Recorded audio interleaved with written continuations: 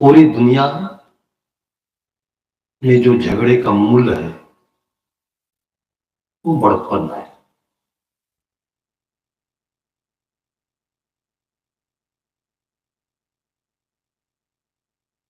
जैसे आज तक भगवान के पीछे तमाम उलझने हैं, उलझने मन में होती हैं, कारण भगवान बन जाता है। वैसे ही सबके भीतर में एक भ्रामक बड़प्पन होता है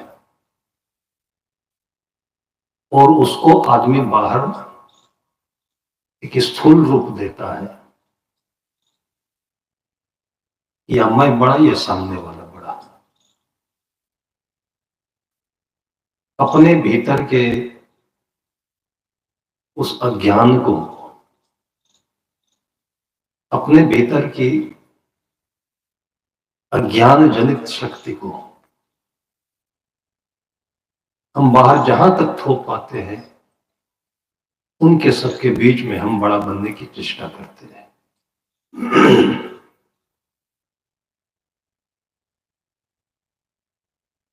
परिभाषाएं बचकानी होती है। हम छोटे थे, तीसरी चौथी में पढ़ते रहे होंगे, तब पहली बार नेपाल के साहिब जी का, सदगुरु श्री संत साहिब, वो घर पर आने की तैयारी हो रही थी। शाम शाम को आसपास के लोग, जाड़े का समय था, बैठते थे, तो कुछ देर तक चर्चा होती थी कि बड़े साहिब आएंगे। लोग छोटे थे, कई बार जब सुना माँ के मुख से कि बड़े साहिब आएंगे, तो मेरे मन में परिभाषा जानने की इच्छा हुई। मैं सोचा कि कितने बड़े साहिब होंगे। बड़ा का जो अर्थ समझता था, उसी से उनको भी समझने की कोशिश की। घर में जो मुख्य द्वार होता है वो कुछ बड़ा होता है, और जितने गेट हैं वो 5 फीट, 5.5 फीट, 6 फीट की, वो 7-8 फीट का होता है। तो मैंने माँ से पूछा कि जो बड़ा गेट है, इसके भीतर वो चले आएंगे कि नहीं आएंगे? माँ मुस्कुराई, बोली इसको बड़ा नहीं कहते हैं,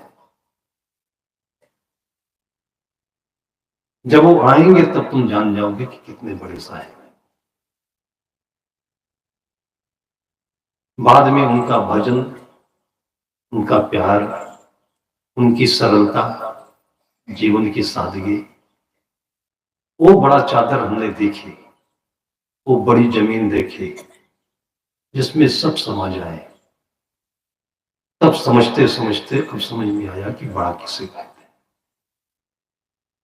सदगुरु विशाल देव ने परिभाषा करी है कि बड़ा वही को जानिए, करे जीव को काज, और बड़ा कोई नहीं बसे जो मन की राज।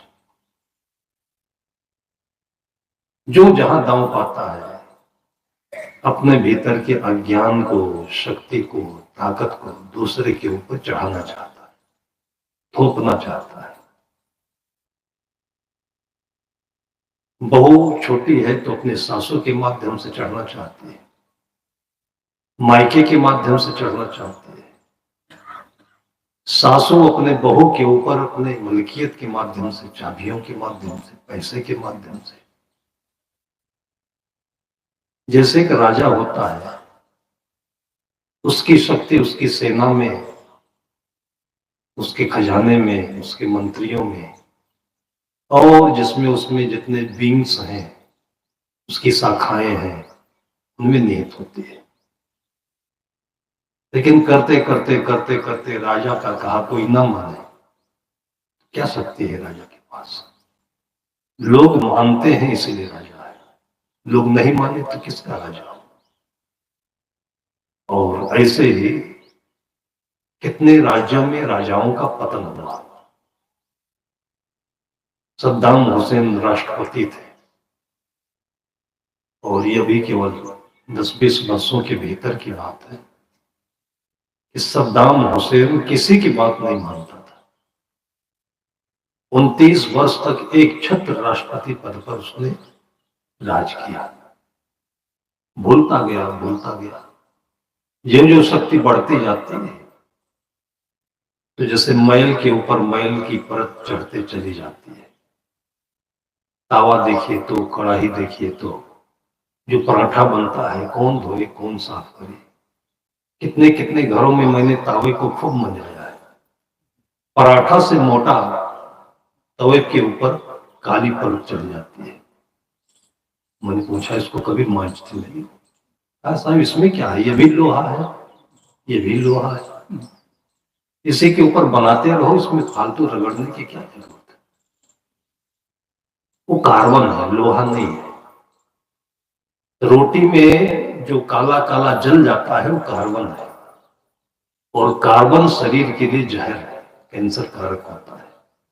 इसलिए रोटी लाल तो होनी चाहिए सिकने पर, काली नहीं होनी चाहिए, जल्दी नहीं चाहिए। तो पराठा जो जलते जलते, तेल जलते जलते, और आजकल आप लोग जानते हैं कि नहीं जानते हैं, समोसा खाने की आदत है, जलेबी खाने की आदत है, तो दुकान से रोज मंगा लेते हैं, घर में कौन बनाए। और दुकानों में जिस तेल में वो समोसा छना जाता है, तो बच जाने के बाद फिर उसमें कल छानते हैं, बच जाने के बाद परसों फिर उसी में छानते हैं। तो तेल जलता रहता है, उसका कण कार्बन में परिणत होता जाता है, वो कार्बन समोसा में सबके मुख में जाता रहता है, और वही कैंसर का कारण बनता है। मैल की परत है। ऐसे ही हमारे ज्ञान के ऊपर पहले हल्की सी परत थी। बचपन में हमारे पास सब कुछ था। सतगुरु कबीर साहब कहते कि जहिया जन्म मुक्ता, मुक्ति के लिए ही सारे वेद, सारे शास्त्र, सारी उपनिषद, बीजक, भवयान, गीता, भागवत, सब कुछ मुक्ति के लिए। और वो मुक्ति जो परिणाम है वो बचपन में ऑलरेडी स्वतः नेचुरल आपके साथ। बच्चे की सीधी सरल भाव को देख लीजिए, उसकी अपनी मस्ती को देख लीजिए। थोड़ा सा भूखा हुआ तो रो लिया, माँ का गोद पाया, पी लिया जी भर के दूध, फिर सो लिया। ऐसे ही पूरी जिंदगी बीत जाए तो क्या दिक्कत है। सतगुरु विशाल देव प्रायः अपने शिष्यों के बीच में कहा करते थे, जहां पर साधु समाज में विस्तार की बात, मठ बढ़ाने की बात, बड़ा बनने की बात, कोई गद्दी से, कोई मठ से, कोई धन से, कोई रुपए से, कोई बुद्धि से, कोई पढ़ाई विद्वत्ता से, जो जो हथियार पाता है, सारे हथियार है। अपने अंदर के बल को दूसरे के ऊपर थोपने की खातिर साधु समाज में भी ये हथकंडे कम नहीं पड़े। कोई जमाना था कि सत्य को, भगवान को, वैराग्य को, मुक्ति को समझने के लिए शास्त्रार्थ हुआ करते थे, और भरी सभा के बीच में दो पार्टियां आती थी, जैसे कव्वाली पार्टी होती है, रामायण की पार्टी होती है। और जैसे कि छत्तीसगढ़ में तो आम तौर से उसको क्या कहते हैं, प्रतियोगिता कहते हैं। रामायण के नाम से जो प्रतियोगिता चलने लगेगी, और पूरे रामायण में आपने कहीं प्रतियोगिता देखी है? राम का भरत से था कि राम का लक्ष्मण से था कि राम का दशरथ से था कि, जहां पर किसी से किसी का कोई प्रतिद्वंद नहीं था, वहां पर प्रतियोगिता करते हैं। रामायण का तो केवल एक अर्थ होना चाहिए, कथा वाचन होना चाहिए, अपने अपने तरह से लोग लगाए, वो अलग बात है कि कोई सरल भाषा में भोजन बनाने की अनेक विधियां होती है, रॉ मटेरियल वही होता है, लेकिन कोई उसी भोजन को इतना तरल, इतना सरल और इतना आसान बना देता है कि पेट भर के खा लो, नुकसान भी नहीं करे, तो स्वाद भी अच्छा मिल जाए। और उसी में इतना मिर्च, इतना मसाला, ऊपर से तेल तैरता हुआ, और खाते खाते भी पूरा नेशनल हाईवे बन जाए वो अंदर से बिहार तक। शरीर का पसीना भी बाहर निकाल दे, फिर बाहर निकालने जाओ तो वहां भी तेल निकाले। कहते बड़ा मजेदार बना है। मैंने कहा ऐसे क्यों बनाते हो? कहा महाराज जी जानते नहीं हो, इतने लोग बैठे हैं, सबको चटकारे लगाना है, ज्यादा अच्छा बनाएंगे सब खा जाएगा, दो ही आदमी, फिर बचेगा कैसे? इसलिए खूब मिर्चा झोंक दो, खूब लहसुन लगा दो, खूब तेल डाल दो, सबको थोड़ा थोड़ा खाना है और सबको पुराना है। सदगुरु विशाल साहब कहते थे अपने शिष्यों से, और ये चीज हमारे गुरुदेव जी हम लोगों से भी कहते थे, कि मान लीजिए कोई एक साधु है और गांव के किनारे कहीं दूर एकांत में तालाब है।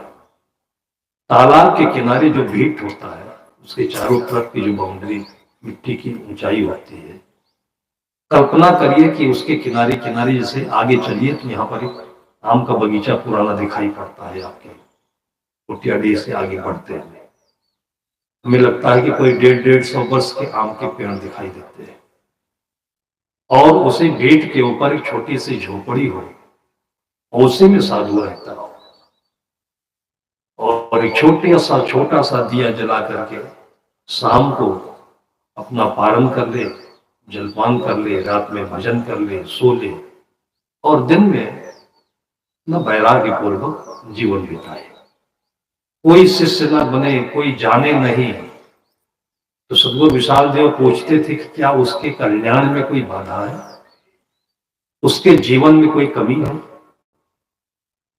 जीवन के उस स्तर की शोध खोज करे, उसका अनुसंधान करे जहां पर जीवन परिपूर्ण होता है, और वो है अपने स्वरूप की खोज। लेकिन बड़ा ऐसा शब्द है कि दिल से बड़ा होना चाहिए था। मतलब कोई बुरा कहे तो भी आपके दिल में कोई फर्क ना पड़े। 4 बेटे हैं, 4 बेटों में कोई ज्यादा टैलेंटेड है, अच्छी पढ़ाई कर लेता है, अच्छी नौकरी पा गया है, कोई थोड़ा सा उदंड है, खेती करता है, कोई थोड़ा सा बुद्धू है, कुछ नहीं जानता है। और इस प्रकार के बच्चों के बीच में मां से पूछिए कि आपको सबसे प्यारा कौन है। अगर आप अपने पितृत्व भावना से अपने बच्चों को देखें तो कौन सबसे प्यारा लगेगा? तो मुझे नहीं लगता कि मां कहेगी जो पैसा बहुत ज्यादा कमाता है वो प्यारा है। मां का दिल ऐसा कभी नहीं हो सकता है। मैंने देखा बेटा शराबी था और रोज शराब पी करके शाम को घर में हुड़दंग करता था। हम लोगों का भी आश्रम गांव में पड़ा हुआ था। एक दिन रात में पी करके आया और ज्यादा ही बात मचाया और मां को पीट भी दिया, सिर में चोट लगी, खून बहने लगा। लोग बहुत नाराज हुए और पुलिस नंबर की गाड़ी पर फोन कर दिया, पुलिस आ गई। अब रात में उनको आराम करने का समय है, तो कोई फोन करता है तो ऐसे ही आग लग जाती है उनके भीतर। तो पुलिस लोग आए और उठाए डंडा, और जो डंडा से उसके ऊपर में पीटने की सोचे, वो डंडा गिरे उसके बेटे के पीठ पर। उससे पहले मां गिर गई, कहा मुझे पीट लो, मेरे बेटे को। ये सुबह उठेगा और फिर मेरी सेवा करेगा, अभी नशे में है, इसको मत पीटो। ये है बड़ा, जिसके दिल में सारी दुनिया के कचड़े भी और सारी दुनिया के रत्न भी समा जाए, उसको या तो समुद्र कहते हैं, महासागर कहते हैं, या तो मां कहते हैं, या पिता कहते हैं। गुरु तो और ऊपर होता है, वो आसमान की तरह से है। महाभारत में आख्यान आता है, महाभारत रामायण महाकाव्य है। इनमें जीवन की जितनी बुराइयां हो सकती हैं और जितनी अच्छाइयां हो सकती है, उच्चतम और निम्नतम, मन का निम्नतम स्वरूप और जीवन का उच्चतम स्वरूप दोनों दिखाई देते हैं। इसलिए इसमें अर्थ का अनर्थ नहीं करना चाहिए। इतना महान सागर है रामायण और महाभारत, इसमें दोनों चीजें दिखाई जाती हैं और दोनों के लिए जगह भी मिली। रामायण में केवल राम को नहीं माना गया कि केवल वो राजा के बेटे थे, रामायण में सबरी को भी लाया गया है। और सबरी से निम्न स्तर पर समाज में, जिसको आज कहते हैं दलित है, पिछड़ा है, सबसे नीचे पायदान पर है, तो सबरी से नीचे पायदान पर कौन होगा? और उस जंगल में कितने बड़ी बड़ी हस्तियां रही होंगी, छोटे छोटे जिम्मेदार रहे होंगे, धनवानों में, लेकिन राम का कहीं उनसे मित्रता नहीं दिखाई दिया गया। सबरी के पास जाकर के उसके जूठे बेर खा लेते हैं, और फिर भी आज दिमाग की बुद्धि के दिवाले लोग कहते हैं कि रामचरितमानस ऐसा है। अभी देखिए उत्तर प्रदेश में, बिहार में इसकी चर्चा चल रही है। आज देखने वालों की दृष्टि में कितना किरकिरा होता है कि जब मायावती को सतीश मिश्रा ने 2 बार मुख्यमंत्री बना दिया, और फिर भी मायावती के जो अनुयायी लोग हैं वो कहते हैं कि ये तो जातिवादी है, ये तो मनोवादी है। मतलब जो सूत्र एक बार याद करा दिया उनको, और कौन सा सूत्र है कि इनको मारो जूते चार, ब्राह्मण बनिया, तिलक तराजू और तलवार, ये उनका पुराना नारा हुआ करता था। तिलक तराजू और तलवार, इनको मारो जूते चार, ये राजनीति है। वही तिलक, तिलक का मतलब ब्राह्मण, ब्राह्मण से तिलक का क्या मतलब है? तिलक तो सदगुरु कबीर साहिब भी लगाते थे, तिलक तो रविदास जी महाराज भी लगाते थे। तिलक का मतलब होता है कि दोनों नेत्रों के बीच में जो तीसरा नेत्र होता है, उसकी एक पहचान है, उसका प्रतीक है, और चंदन शीतल होता है, तो माथे पर उसको संतों ने लगाया है।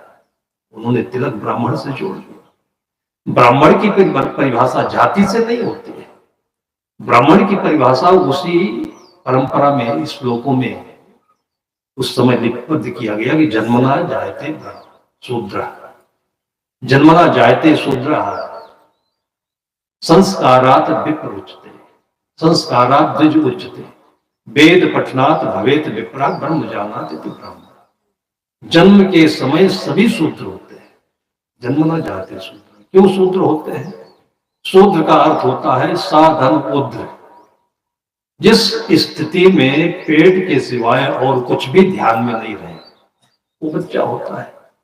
उसको मान नहीं, अपमान नहीं, गद्दी नहीं, सोने की अंगूठी नहीं, उसको कोई हार नहीं, राजा नहीं, प्रजा नहीं। कितनी स्वस्थ चित्त की स्थिति है ये, और उसको हमने नीचता से ले जाकर जोड़ दिया। शूद्र का मतलब साधन उद्र। सा को 2 बार आप उच्चारित करिए तो वो तालव्य सा से, दंती सा से तालव्य सा बन जाता है, उसके बाद फिर पिटचिरवा सा बन जाता है। ये सब पाणिनि का व्याकरण है।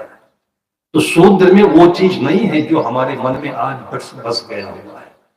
वो कहते हैं जन्मना जाते शूद्र, संस्कारात द्विज उच्चते, छट्टी होती है, मुंडन होता है। तो ये सब इसलिए होता है कि ये बच्चा किस खानी से आया हुआ है, कैसे इसके संस्कार रहे होंगे, हिंदू पुनर्जन्म सिद्धांत के अनुसार।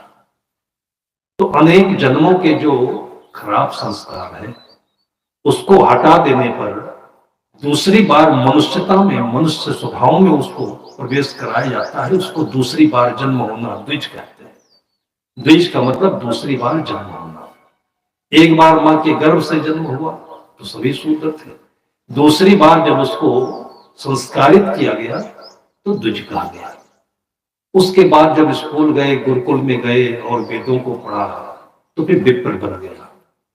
उसी में तमाम उपाधियां मिली, जैसे आजकल पीएचडी होता है, डिफिल होता है, डिलिट होता है, मिल नहीं रही उपाधियां। तो कोई मतलब ये जाति हो गई क्या? उसी प्रकार से उस समय जो पढ़ता था उपाध्याय, कोई पाठक है, कोई द्विवेदी है, कोई त्रिवेदी है, कोई वेदी है, कोई चतुर्वेदी है।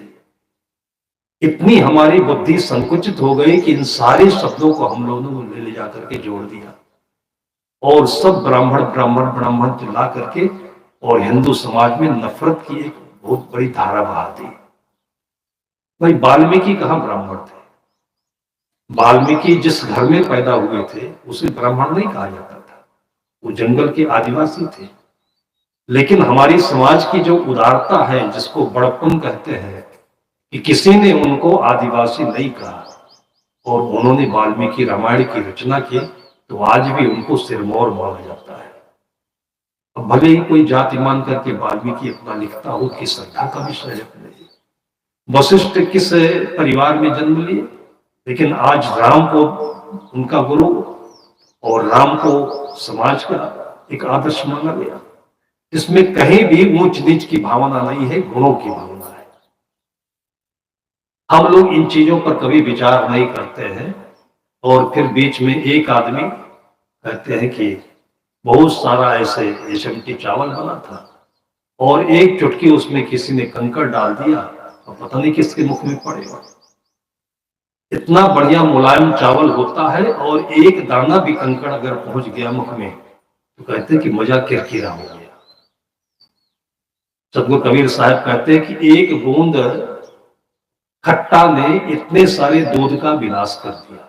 एक बूंद खट्टे ने सारा दूध फट गया और उसका उपयोग समाप्त हो गया। तो समाज में जो श्रद्धा है आमतौर से वहां पर कोई जात नहीं होती है, कोई छोटा नहीं होता है, कोई बड़ा नहीं होता है, और होता है तो दिल से होता है। वो कैसे होता है कि जिसके भीतर में सबों के लिए, ऐसा नहीं कि अच्छों के लिए ही, जो दारू पीता है उसकी गलती नहीं है, जो किसी प्रकार का व्यसन करता है, नशा करता है, आप अपने मातृत्व हृदय से देखिए तो उसकी क्या गलती है, किसी ने सिखाया होगा ना उसको। और मैं जब बहुत गहराई से विचार करता हूं तो मोटा मोटी दारू पीने वालों के साथ जो अन्याय हो रहा है वो ये है कि इनको पौष्टिक भोजन नहीं मिलता है। अगर ये घी खाते, मोटी रोटी खाते, पान रोटी खाते और इनको अच्छा प्रोटीन मिलता और तंदुरुस्त होते तो दारू दूर से सूंघते भी नहीं है। और मुझे इसका वैज्ञानिक कारण दिखाई पड़ता है कि जैसे बच्चे मिट्टी खाते हैं, आप लोग भी समझ सकते हैं, 6 महीने का बच्चा मिट्टी खाता है तो कोई सिखाता है क्या उसे? वो पराया बच्चे खा लेते हैं। तो खाते क्यों है? खाते इसलिए है उसकी जड़ उसके पेट में है। पेट में पहले पाचन बिगड़ता है, कब्ज होता है। और ये क्यों होता है कि माए अपनी जल्दीबाजी में, काम करने के धंधे के चक्कर में एक ही बार में ज्यादा दूध पिला देती है कि छुट्टी मिल जाए फिर 6 घंटे नहीं पिलाना पड़े। लेकिन बच्चा अभी इतना पावरफुल नहीं है कि इतना दूध एक बार में पचाएगा। उसको थोड़ा थोड़ा थोड़ा थोड़ा, जैसे कि आजकल आप ये केले में और कितने पौधों में पाइप लगा करके ड्रिप सिस्टम देते हैं कि अगर उसमें आप पानी भर देंगे तो जड़ सड़ जाएगी और पौधा खत्म हो जाएगा। तो ड्रिप सिस्टम करते हैं कि बूंद बूंद पानी उस पौधे में जाता है तो पौधा खूब गुलजार होता है। तो बच्चों को तो ड्रिप सिस्टम दूध मिलना चाहिए कि आप एक एक घंटे में थोड़ा थोड़ा 2 मिनट दूध पिलाया, फिर लेटा दिया, वो खेलेगा, हंसेगा, रोएगा, दूध पच जाएगा। अब ये चीज माओ को जानकारी नहीं होती है तो गले तक उसको दूध पिला दिया। और मैंने देखा भी है कि दूध पिलाने के बाद जैसे ही कोई कांधे पारती है उसको या गोद में लेती है माँ दूसरी, और पेट में थोड़ा सा दबाव पड़ता है और छल से दूध मुंह से बाहर आ जाता है, इतना दूध भर दिया। तो जब पेट का पाचन बिगड़ता है तो कब्ज होगा या टट्टी होगी। तो टट्टी हो जाए तो अच्छी बात है, रोग दूर हो जाता है। और कब्ज होता है तो फिर उसके अंदर में ज्यादा दिन मल पड़े पड़े सड़ता है, तब वहां पर कीड़े पैदा होते हैं। पेट में जो कीड़े पैदा होते हैं छोटे से लेकर के बड़े कम से कम 12-13 प्रजाति के कीड़े होते हैं। और यहां तक मैंने देखा है कि कीड़े पेट से गले तक आ जाते हैं और फिर खा नहीं पाता है बच्चा, वो खाता ज्यादा है बच्चा और मुंह फूल जाता है। और कितने बच्चे मैंने देखा जब उल्टी होती है तो लंबा केचुआ जैसे मुंह से कीड़ा बाहर आ जाता है, ये हालत आ जाती है। और ये कीड़े बच्चों की आंतों में जाकर के घर कर जाते हैं और ये सारा कैल्शियम और प्रोटीन बच्चों के मुख में जो जाता है पेट के अंदर में सभी खा लेते हैं। तो पूरे शरीर में कैल्शियम की जब कमी हो जाती है, कैल्शियम मिट्टी को कहते हैं और शरीर का एक ताकत भी है, तो जब कैल्शियम की कमी हो जाती है तब बच्चों को मिट्टी की गंध भी बहुत प्यारी लगने लगती है। तो 6 महीने के बच्चे को भी उस मिट्टी से प्यार होता है। वो जमीन में कहीं पड़ गया तो जमीन की मिट्टी खुरदुरी होगी, उसको निकाल करके फिर खाएगा। जानवर के बच्चे भी खाते हैं। भैंस का बच्चा होगा, गाय का बच्चा होगा, अगर पेट में कीड़े हैं तो कहीं भी जाकर के वो ढूंढ करके मिट्टी खाएगा। और इससे डॉक्टर लोग भी बहुत बड़ा मिट्टी का पिंडा रख देते हैं कि उसको चाटता रहेगा, उसके पेट में कीड़े की दवा दे देंगे और उसके शरीर में कैल्शियम की आपूर्ति होगी तो बच्चा तंदुरुस्त हो जाएगा। शुगर की कमी होती है तो न चाहते हुए में भी चीनी के प्रति आकर्षण बढ़ जाता है, चुरा चुरा के आदमी चीनी खाता है। तो क्यों खाता है कि उसके खून में शुगर जिसको हम पूरी शक्ति का भंडार कहते हैं, हम रोटी खाते हैं, चावल खाते हैं, ये सब हमारे शरीर में इनडायरेक्टली शुगर बनता है। और दिमाग के लिए शुगर सबसे शक्तिवर्धक चीज होता है। इसलिए किसी भी थके हुए आदमी को एक गिलास शरबत पिला दीजिए और देखिए दिमाग तरोताजा हो जाएगा। गुस्सा हो तो गुस्सा भी शांत हो जाएगा। अब ये सब हम शरीर का विज्ञान नहीं जानते हैं और शुगर का भी आन तान दवा ले लेते हैं। मिट्टी खाने वाले को आन तान बोलते हैं, पीट देते हैं। ऐसे ही शराब पीने वालों की बुराई आज तक से ठोक ठोक करके, धुन धुन करके लोग करते चले आ रहे हैं। उसको इनडायरेक्टली जहां शराब छुड़ाने की संस्थाएं होती हैं वहां मैंने देखा है इनको इतना अच्छा अच्छा बढ़िया जूस दिया जाता है, इंजेक्शन दिया जाता है, नींद की गोलियां दी जाती हैं और जब ये 4-6 महीने में अपनी शक्ति में ताकत में आते हैं तो दूर दूर तक शराब का नाम नहीं लेते, शराब की याद नहीं आती है। केवल शराब शराब शराब चिल्लाने से और उसकी बुराई करने से वो शराब थोड़ी छोड़ देगा। और हमारे छत्तीसगढ़ में जब से ये हाइब्रिड धान आया है और जब से हम लोग मशीनों का कुटा हुआ चावल खाने लगे और उसके साथ साथ पसेवा खाते हैं तो धान के ऊपर जो लाल लाल कण होता है जिसको फैक्ट्री वाले लेते हैं वो धान का सबसे शक्तिशाली स्रोत होता है।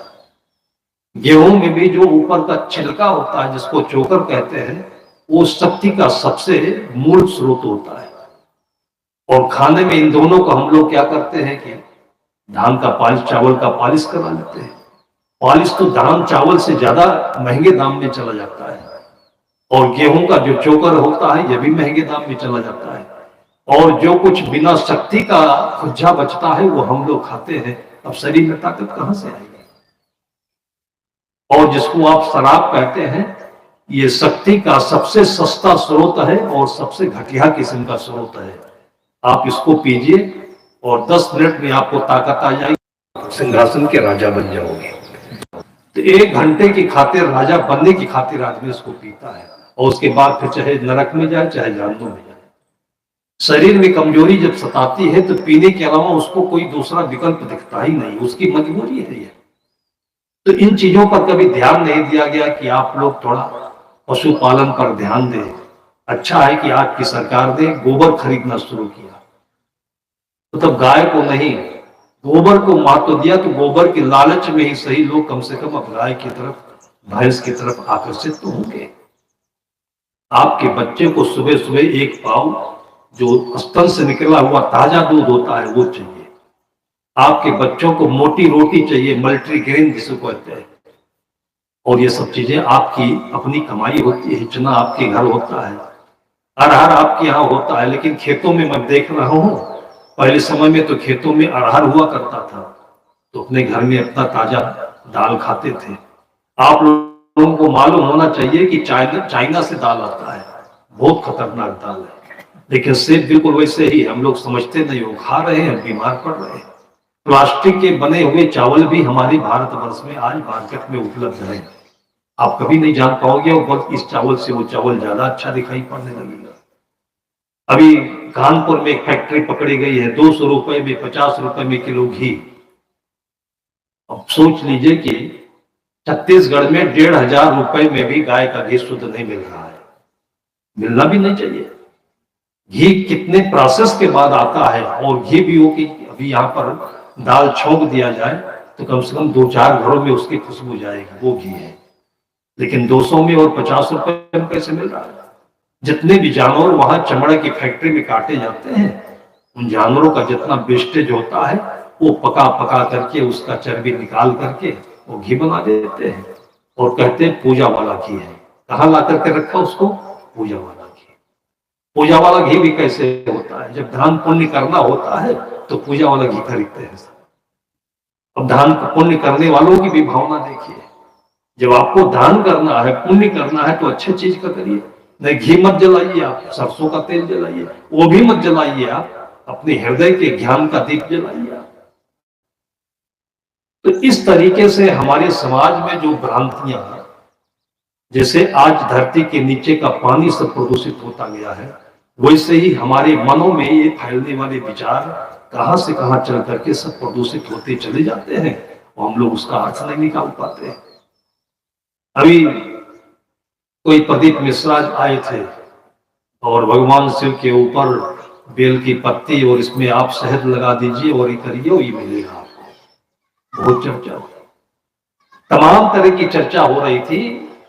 तो मेरे ख्याल में आया कि इस चर्चा से आप, जैसे कि सदगुरु कबीर साहब ने कहा कि सार सार को बह रहा है, थोड़ा देर हो रहा है।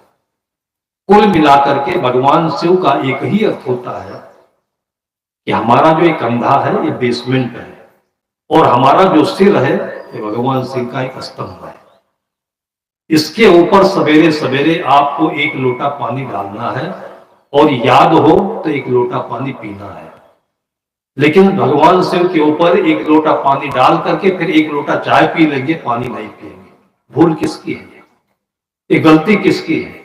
हजारों वर्ष प्राचीन परंपरा है जब कागज नहीं हुआ करते थे, तो हमारे ऋषि मुनि सोचे कि कौन बताएगा इसको, तो पत्थर में इस चीज को कर्मकांड के रूप में लिपिबद्ध कर दिया गया कि जब ये आदमी करेगा तो कोई न कोई विद्वान पुरुष, कोई न कोई अंतर्जामी इसका अर्थ निकालेगा तो पानी पीना शुरू कर देगा।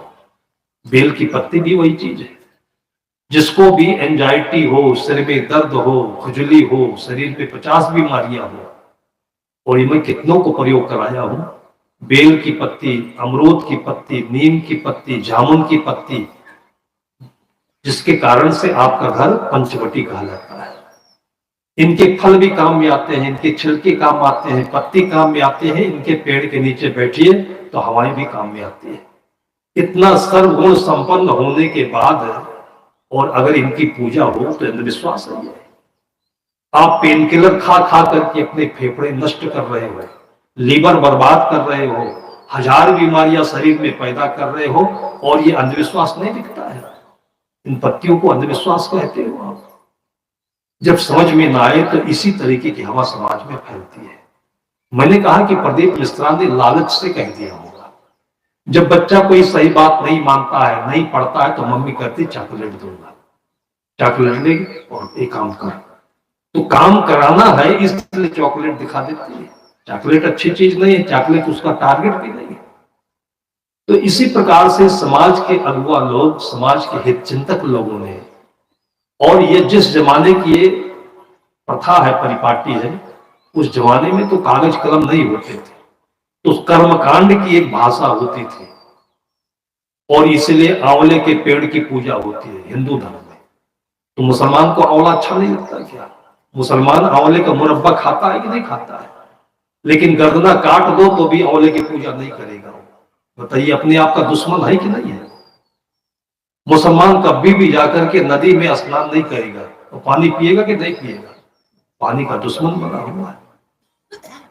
भाई, इतना लोगों के भीतर में धर्म की कट्टरता घर कर गई है कि हिंदू धर्म जो है इतना विराट था, इतना व्यापक था कि उस समय हिंदू मुसलमान की कोई भावना नहीं होती थी। अभी मुसलमान तो 1400-1500 वर्ष पहले हुए हैं, ईसाई 2000 वर्ष पहले हुए हैं, लेकिन जिस समय की ये किंवदंतियां हैं, ये प्रतिस्थापनाएं हैं, ये हजारों वर्ष पहले की है। वैदिक काल में आपको कोई जाति और धर्म नहीं मिलेगा, वहां पर आपको केवल प्रकृति की व्याख्या मिलेगी कि यह हानिकर है और ये लाभकर है।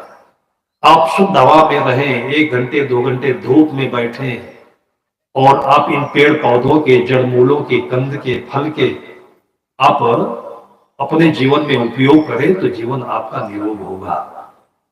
और इसीलिए उपवास की प्रथा चली है, इसलिए जल पीने की प्रथा चली है, इसलिए सूर्य को अर्घ चलाने की प्रथा चली है।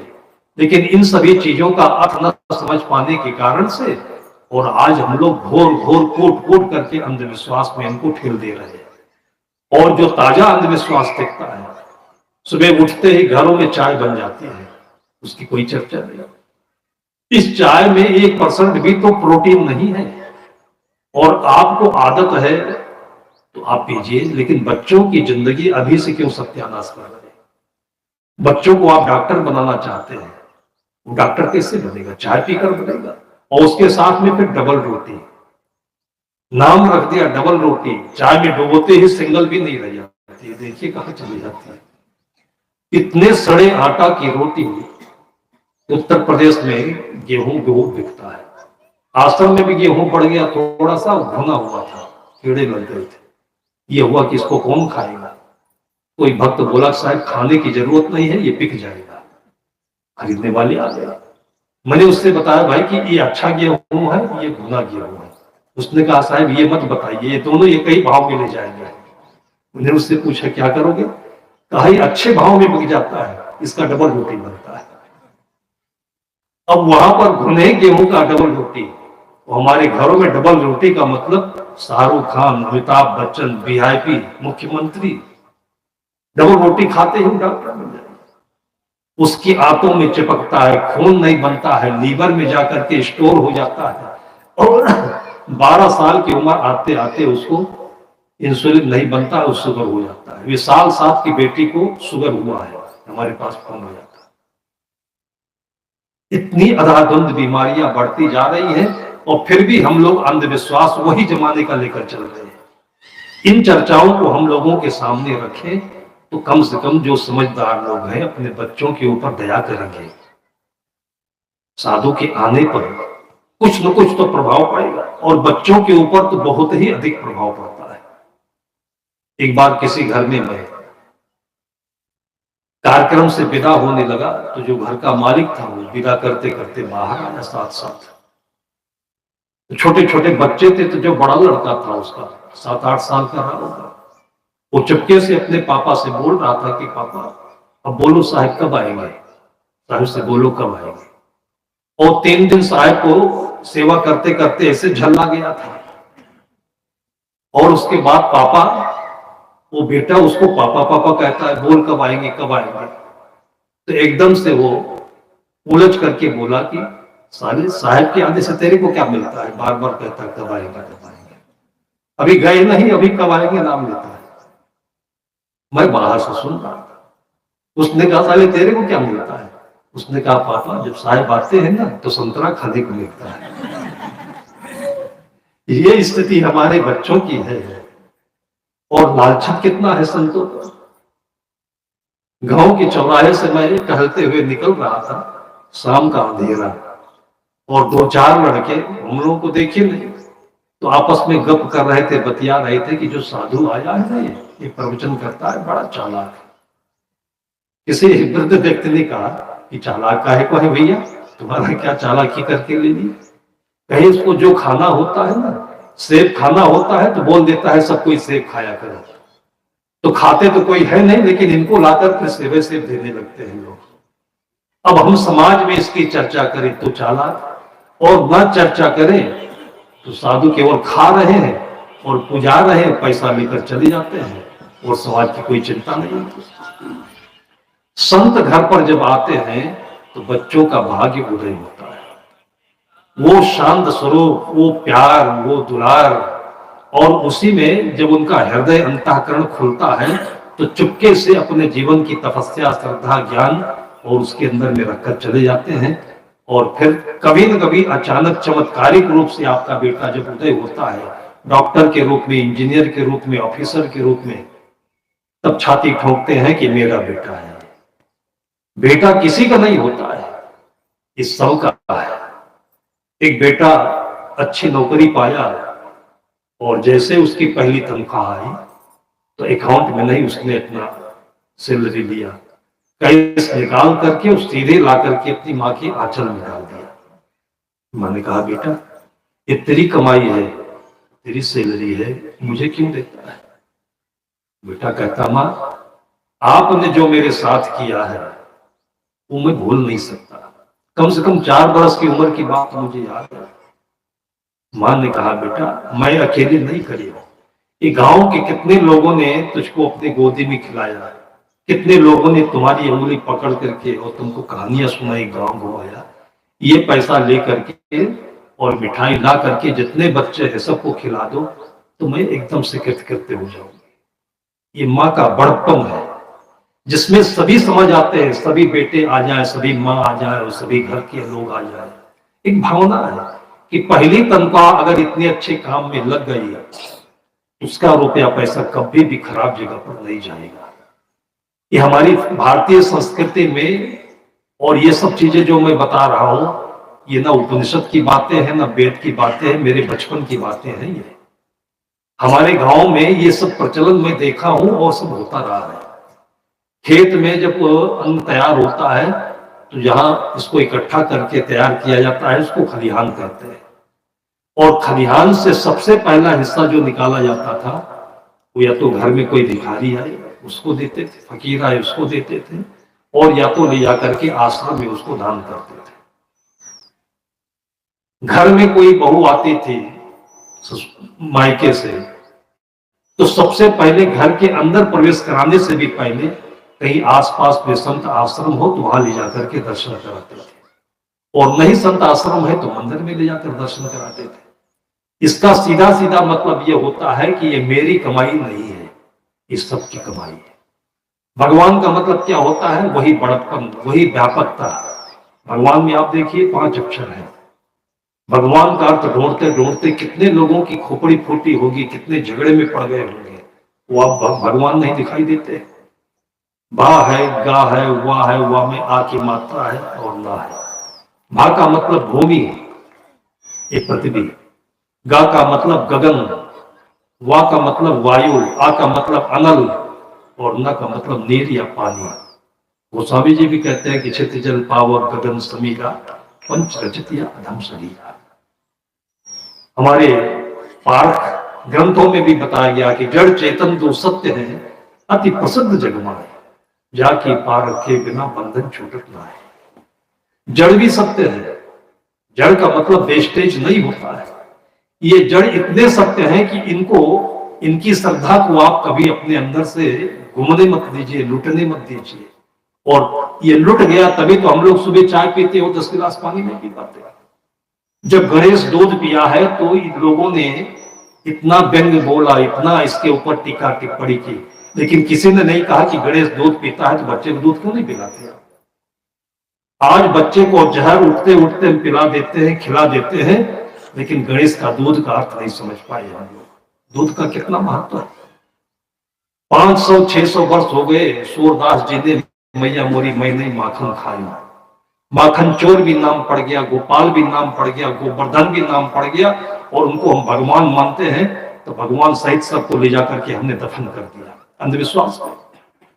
और यही वजह है कि हमारे बच्चों के साथ घोर अन्याय हो रहा है। अगर कृष्ण को मानते तो उसके साथ में मक्खन भी मानते, और घर में अपने बच्चे को मक्खन ही खिलाते हैं। आज हमारे बच्चे क्या पा रहे हैं? तो पीढ़ी की पीढ़ी जब इस कब्र में दफन होती जा रही है और सामने की चीज है वो 500 वर्ष पहले की बात याद करते हैं। ये जातिवाद है, ये रामायण में लिख दिया गया है। ढोल गंवार शोध का सुनारी सकल ताड़ना के अधिकारी, केवल एक चौपाई ऐसी है जिस पर लोग सिर पटक रहे हैं।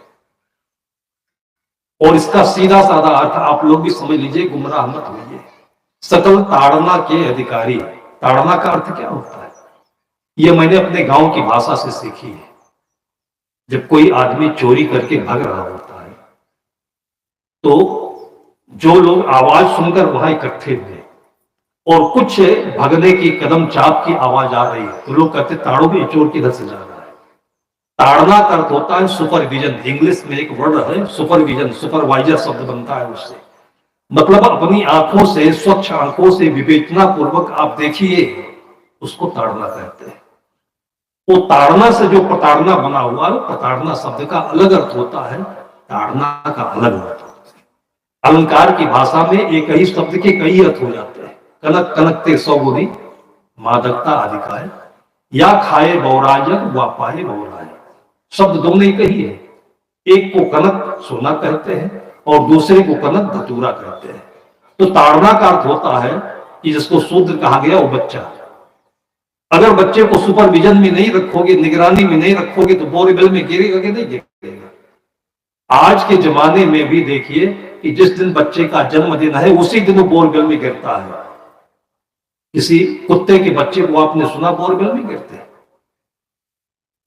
अभी यहां आसपास में कोई कुतिया बच्चा दी हो और कहीं दूर रोटी की तलाश में गई हो कुतिया, और आप अजमा करके देख लीजिए कि कुत्ते के उस पिल्ले के पास तक पहुंचे और तुरंत कुतिया करके आपका टांग नोच देगी। इतना ख्याल रखती है अपने बच्चों की। कोई गाय अपने बच्चे का कितना ख्याल रखती है, उसके आसपास आप जाकर के देखिए।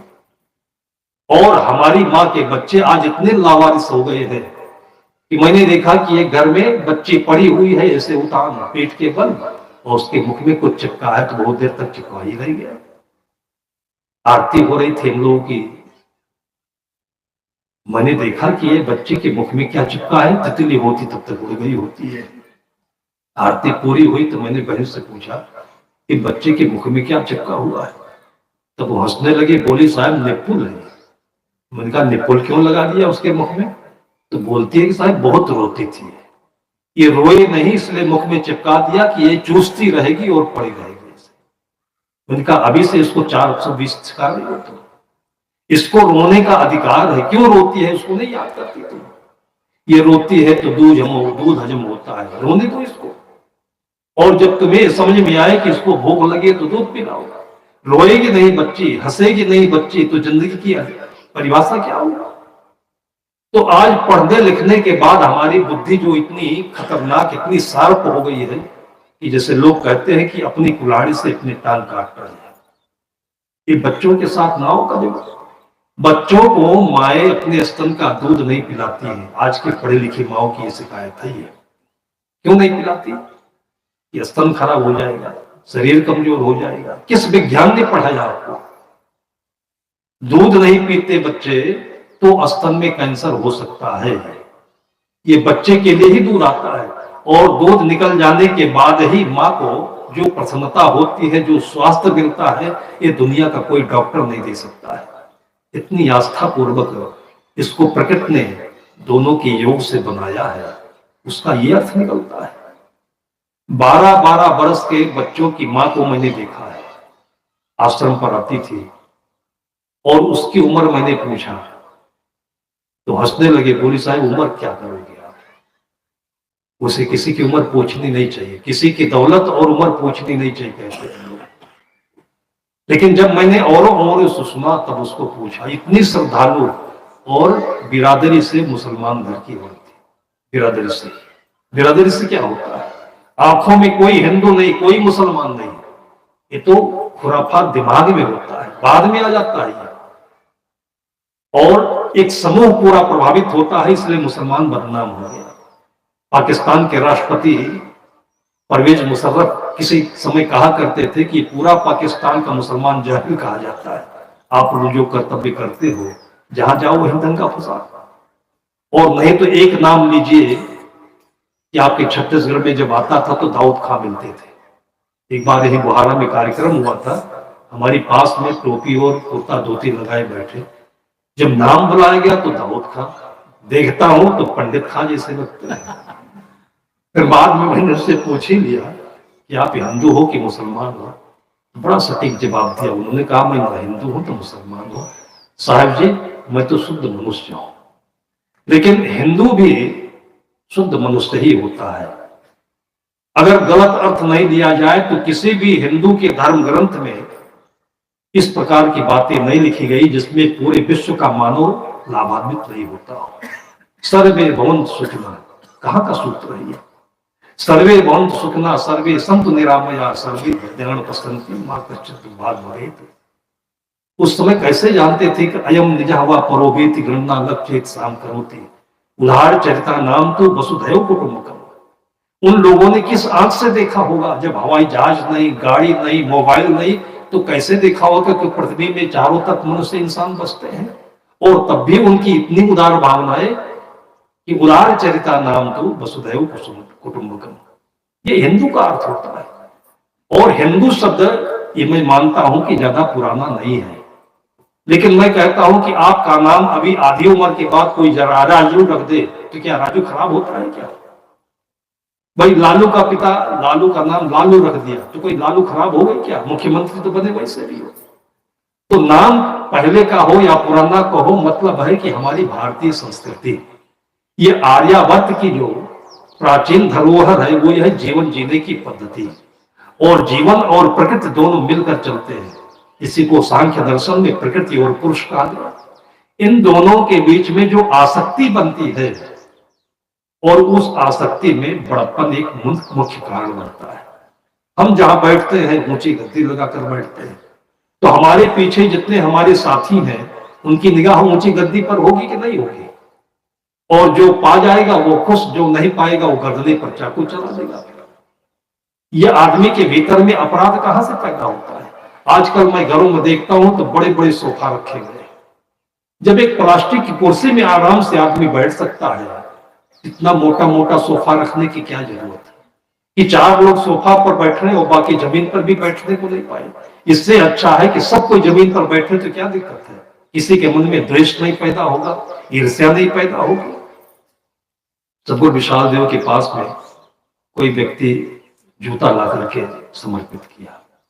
उन दिनों में जूता उता बहुत महंगा मिलता था, लेकिन किसी की श्रद्धा हुई होगी कि साहब के पैर में बीमारी नहीं जाए।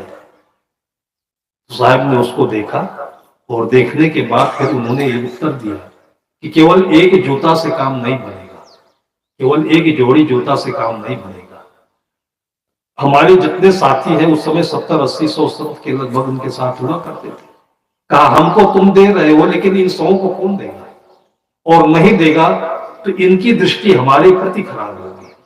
इसलिए जीवन भर उन्होंने अपने लिए कोई गद्दी नहीं बनाई, कोई कुर्सी नहीं बनाई, कोई मठ नहीं बनाया, और वो वैराग्य का उदाहरण प्रस्तुत किया कि सभी साधु इस वैराग्य में रहे तो किसी की कोई हानि नहीं, कोई झगड़ा नहीं, कोई बवाल नहीं।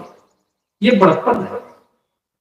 तो ये चीज हमको केवल संत समाज में ही नहीं, ये चीज हमको अपने परिवार में भी रखनी चाहिए। और तब राम, भरत, शत्रुघ्न, लक्ष्मण, ये चारों भाइयों में आज जो आदर्श दिख रहा है, ये गुणों का अवतरण है। मतलब उनका अवतार नहीं, अवतार का हम लोग गलत अर्थ लगाते हैं।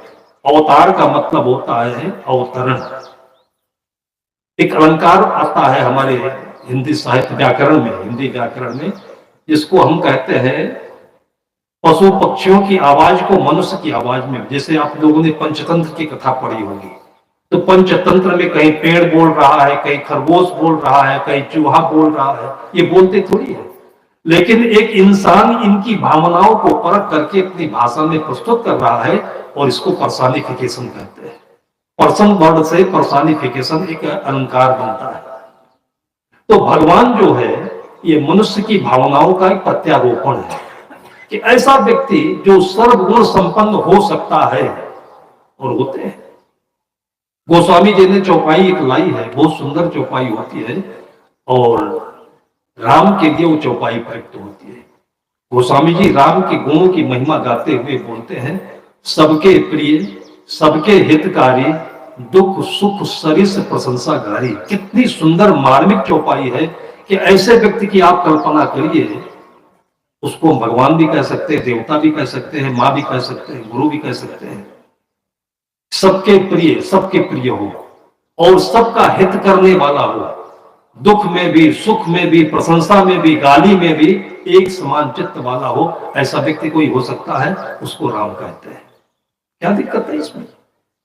तो राम में गुणों का अवतरण हुआ, इसलिए अवतार शब्द सामने आया है। इसका मतलब नहीं कि राम इसलिए अवतार लिए कि रावण को मारना है। राम और रावण ये दोनों हमारे अंदर की दैवी और आसुरी शक्तियां हैं, जो डाइवर्ट होकर के किसी तरफ काम कर सकती। शक्ति एक है, जैसे आपका ये पावर हाउस से बिजली आता है, किसी के हाथ में लगा दीजिए अभी उड़ जाएगा, और मोटर में लगा दीजिए पानी घूमने लगेगा, पानी आने लगा मोटर घूम करके।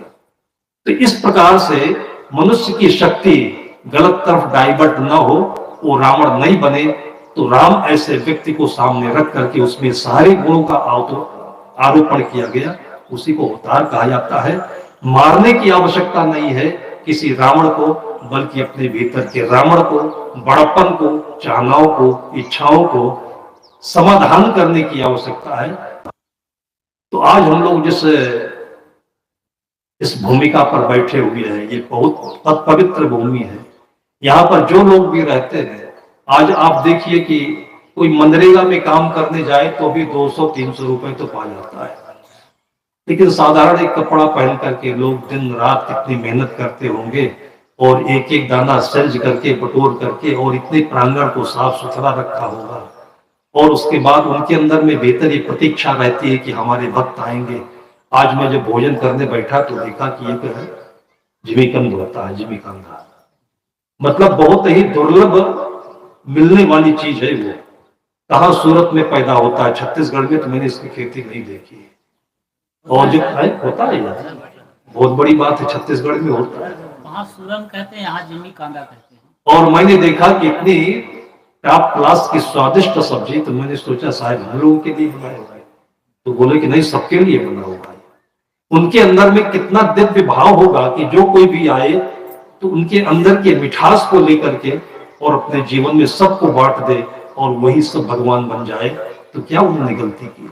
इसी तरह से संत कबीर ने भी सबको भगवान देखने की इच्छा प्रकट की। आज हम सबों की यही भावना होनी चाहिए। इन्हीं शब्दों के साथ मैं अपनी वाणी को विराम देता हूँ। बोलिए सद्गुरु देव की जय।